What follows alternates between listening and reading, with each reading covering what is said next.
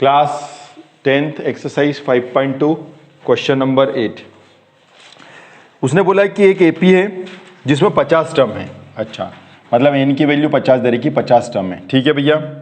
Third term है उसका 12, तीसरा पद है 12। ठीक है भैया। अंतिम पद 106 है। अंतिम पद मतलब लास्ट टर्म है 106 है। ठीक है, तो उसका 29वां पद निकालना है आपको। ठीक है, तो ये तो आपको दे रखा था, गिवन दे रखे थे टू फाइंड, मैंने आपको ज्ञात करना है। क्या ज्ञात करना है भैया? कौन सा पद निकालना है? 29 टर्म्स आपको फाइंड करना है। मतलब आपको एक सीरीज दे रखी है, उस सीरीज में 50 टर्म्स हैं, थर्ड टर्म है 12, लास्ट टर्म है 106, 29th टर्म आपको फाइंड करना है। ठीक है। अच्छा, ये बात है ना, तो फर्स्ट टर्म मालूम है ना कॉमन डिफरेंस मालूम है, तो जब मालूम ही नहीं है तो फिर अपने को यहां पर लेट करना पड़ेगा। तो let first term of AP be X be A, अपन हमेशा ए लेते हैं, है ना। और तो माना कि प्रथम पद है ना, तो माना कि प्रथम पद आप मान लें A, and common difference equal D, मतलब सार्वंतर। सार्वंतर हो गया आपका डी। ठीक है, ये आपने को मानना पड़ेगा बस, बाकी तो सब चीज दे रखा है। अब ले लेते हैं अपन nth टर्म ऑफ एपी। ठीक है, nth टर्म ऑफ एपी क्या है? ए एन, माने समांतर श्रेणी का nवां पद। तो समांतर श्रेणी का nवां पद है ए n-1 डी, ये अपन ने लिख लिया है। चलिए, अब आपको क्या क्या चीज दे रखी है? सबसे पहले तो आपको n की वैल्यू 50 दे रखी है। ठीक है, और l की वैल्यू 106 दे रखी है। हाँ ठीक है भैया। तो अपन यहाँ पर देखो फॉर्मूला लिखते हैं।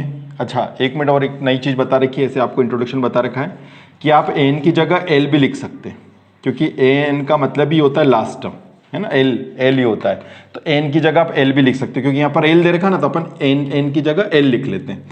तो हमारे पास में एल फॉर्मूला कितना, एल की वैल्यू कितनी 106 है। ए बोले यार ए के लिए तो मानना पड़ेगा ए ही है। ठीक है। अच्छा, एन कितना है?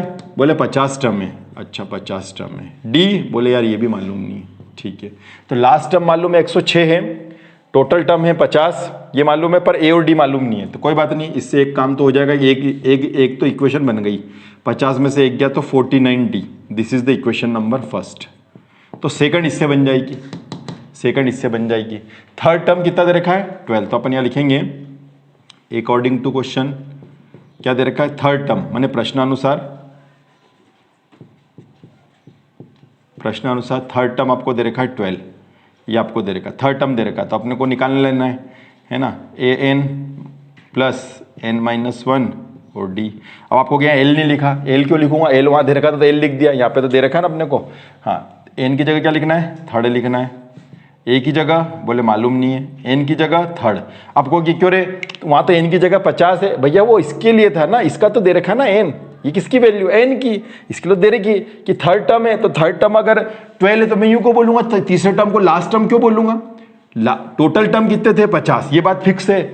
तीसरा नंबर पर कौन आ रहा है? 12 आ रहा है, तो मैं एन की जगह तो 3 ही रखूंगा ना यहाँ पर, क्योंकि यहाँ एन की वैल्यू 3 दे रखी, वहां पर एन की वैल्यू आपको 50 दे रखी, तो आप एन की जगह 50 रखो।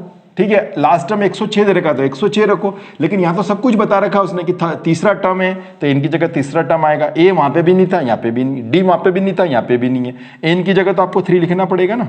और ये कौन सा टर्म है भैया? थर्ड टर्म है। थर्ड टर्म की वैल्यू कितनी है? 12 है, तो 12 लिख दिया, 3 में से बन गया तो 2d, this is the equation number second. ये सेकंड इक्वेशन आ गई। बस हमको तो 2 इक्वेशन चाहिए थी, ये दोनों ही मिलके ए और डी की वैल्यू दे देंगे। जैसे ही ए डी की वैल्यू आ जाएगी 29 टर्म आपके सामने आ जाएगा। अब हम इक्वेशन फर्स्ट और सेकंड को सॉल्व कर लेते। ध्यान रखना कौन सा टर्म निकालना है? 29 निकालना है, याद रखना 29 निकालना है। ठीक है, चलिए अब यहां लिख लेते हैं अपन, फ्रॉम इक्वेशन 1 एंड इक्वेशन 2, समीकरण 1 व 2 से, समीकरण 1 व 2 से। हाँ भैया, इक्वेशन नंबर 1 आ जाए। कौन बड़ी है? या तो बड़ी ए ही दिख रही है, तो फटाफट ए लिख लो। ए प्लस 49d इक्वल 106। हाँ, छोटी कौन है? A plus 2d equal 12। Sign change होंगे, जैसे साइन चेंज होंगे तो यहाँ लिखना पड़ेगा बाय सब्सट्रैक्शन, हिंदी में लिखना पड़ेगा घटाने पर। प्लस और माइनस कैंसिल हो गए। सर ने बोला था एक बार भी माइनस आए तो माइनस कर लेना।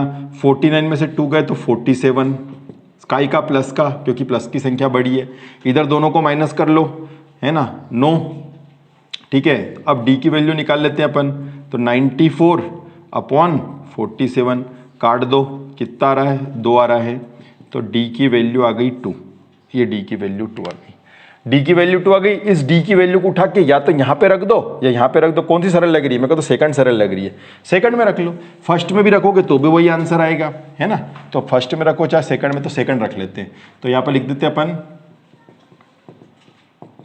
Putting the value of D in equation 2, समीकरण 2 में डी का मान रखने पर, समीकरण नंबर 2 आ जाओ, a + 12d = 12, अच्छा 12 नहीं 2d है ना, 2d = 12, a तो मालूम नहीं है, d बोले d अभी भी ताज़ा ताज़ा आया, गरम गरम 2 है, अच्छा ठीक है, तो 2 दूनी 4 = 12, इसलिए a की वैल्यू हो जाएगी 12 - 4, तो ये आगे सब a की वैल्यू 8, ये a की वैल्यू आ गई, a की वैल्यू आ गई, d की वैल्यू आ गई। अब दुनिया का कोई सा भी टर्म निकाल लो, तो दुनिया का तो कोई सा नहीं निकालना, हमें तो निकालना 29 टर्म, तो हम 29 टर्म निकालते हैं, तो यहाँ लिखते हैं 29th टर्म ऑफ AP, समांतर श्रेणी का 29वां पद, चलिए 29वां पद निकालते हैं, तो कैसे क्या होगा देख लेते हैं, जहाँ जहाँ n आ रहा है वहाँ पर अपन को 29 रखना पड़ेगा, ठीक है। तो पहले सबसे पहले मैं एक काम करता हूँ, इक्वेशन नंबर 1 पहले वो लिख लेता हूँ, n फॉर्मूला लिख लेता हूँ, a + n - 1d, हाँ भैया कौन सा टर्म निकालना है, 29वां, तो n की जगह 29, a मालूम हो गया, बोले हाँ हो गया 8 है, अच्छा n की जगह 29 है, 29 है, d कितना भैया 2 है, तो 8, 29 में से 8 28, 56 और 8 64, ये आपका आंसर आ गया। तो 29 टर्म आ गया, आखिरी में लिख देना 29th ऑफ सीरीज, श्रेणी का 29वां पद है 64। Thank you.